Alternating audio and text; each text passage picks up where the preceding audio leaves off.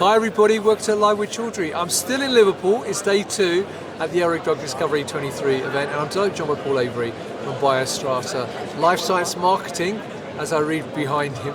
Because Paul actually, now Paul, I always forget your job title. Are you CEO, founder? What's your official job title for BioStrata? Yeah, I am CEO and co-founder. Yeah. Fantastic. Well look, it's lovely to see you, Paul. Now Paul actually did a presentation today, which is why I'm talking to him, because he did a little presentation about the use of AI within life science and pharma communications. That's correct. Well, if I got the title right, please correct me. Yeah, marketing, sales, communications, lots of use cases. Fantastic. So it was a very interesting talk actually. So what I thought would catch up with Paul, not just to do a recap on the actual presentation, but I'd ask him a few questions around that. So first question though, Paul, for you, as a communications company, from your perspective, how useful do you see AI becoming within this field in terms of helping people communicate to the science community? Yeah, it's a great question. I think, put simply, I think there's a lot of fear and mistrust around AI out there. I don't think AI is going to replace marketers, but marketers that use AI will replace those that don't.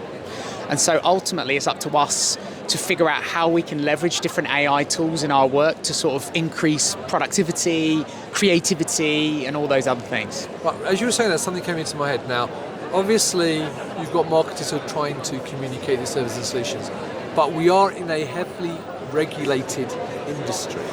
So some people, and I know having spoken and done many interviews about digital transformation, one of the barriers has been pre-COVID, but that's changed a lot, was the fear of the cloud because of regulatory issues.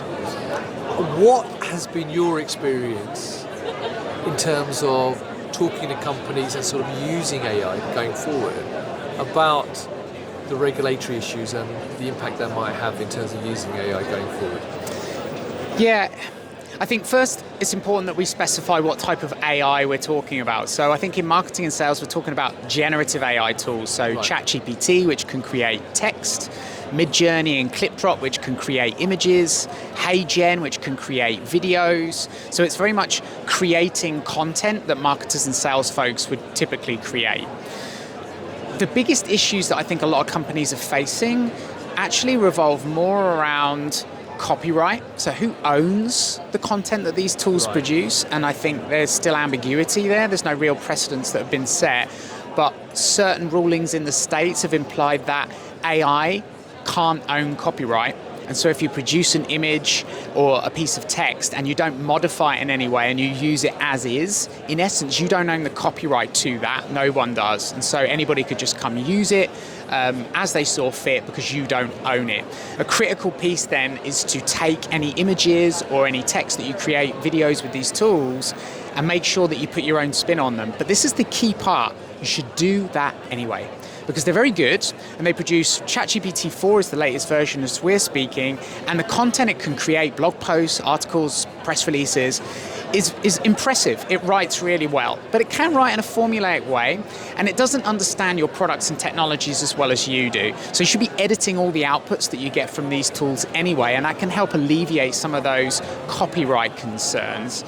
On the regulation issue, I think you've got to be really careful about what information you share with those tools so that you feel confident that anything you put into them, you have the sort of permission to do so. And if in doubt, don't do it, basically, I would say. Right, because while you were talking, I was just thinking a couple of things when you talk about content creation that marketers do a lot within this space are things such as posters and white papers and application notes, and we group them all together, those 3 areas. So, again, talking about copyright and things like that, do you think at this moment in time, marketers should be looking at using AI to help them in the content creation for things such as app notes, white papers or posters? Because a lot of that can be proprietary information that they're putting together in that bit of content. Yeah, I think the first thing to stress is I'm not a lawyer, so if you want legal advice on making sure you're protected from copyright and other potential issues, you should seek the right advice. But for me, I think these are useful tools that you can leverage to increase the speed and quality of your outputs, but you need human in the loop. So let's look at an example. The app note's a great example. I think that you could brief a tool like ChatGPT with relevant information to help it create a first draft of your app note. But then you're going to want your human specialist, both a writing expert and a technical expert, to polish that material, make sure it's in your brand voice, that there are no errors in it, and that it's at the quality that you demand when you release that type of information to the public. Because the raw output that you get from a tool like ChatGPT is probably not going to be good enough. That's a good point. I suppose what you were saying is that you can use these to actually help you on the first drafts and cut out a lot of the initial work, and then you obviously refine it and make it better. So if a marketeer or a scientific communicator is watching this right now, what would be sort of the top 3 areas that you think AI could help them in to start off with? Yeah, great question. I think what I would do, the 3 things I would do is I'd get a free OpenAI ChatGPT account and I'd start playing with it. So you're going to have access to the early model there, which is called GPT 3.5. It's not as good as the latest model, GPT 4, but you have to pay for that. So have a play with the free model, prompt it like you would you're having a conversation with a human, ask it for ideas for blog posts about your scientific area, and then collaborate with it to create a draft. I think that would be the first thing I would do. Second thing I would do is I would get a free clip drop account. So that's CLIPDROP. And this is an image generation and editing tool. You can remove backgrounds from images, you can create new images, you can relight subjects who are in a picture, lots of other use cases. Again, there's a free version of that you can test it out and start playing with it. My favorite thing is when I'm looking for logos that have transparent backgrounds and I can never remember where I saved them on the system, I can just screen grab the logo off the website and use the background removal tool and it disappears and I can use it how I want. And then I think the third thing would be really try and stay on top of what new technologies are emerging to try and figure out what you could use to better improve your work. There's a number of ways you can do this, a number of newsletters you can subscribe to understand what's happening in AI for marketing, or you can subscribe to our podcast, which is called Artificially Intelligent Marketing, where we'll do that tech scouting for you. Fantastic. So you mentioned obviously your podcast. So where else would you recommend people to get more information to start their journey, if you like, in terms of using AI?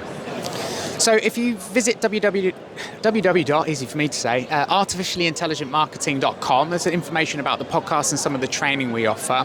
We also offer AI enablement and accelerator programs through BioStrata. So if you visit biostratamarketing.com, you should be able to find more information there. All right, well, Paul, it's been great talking to you. Genuinely was a really interesting chat.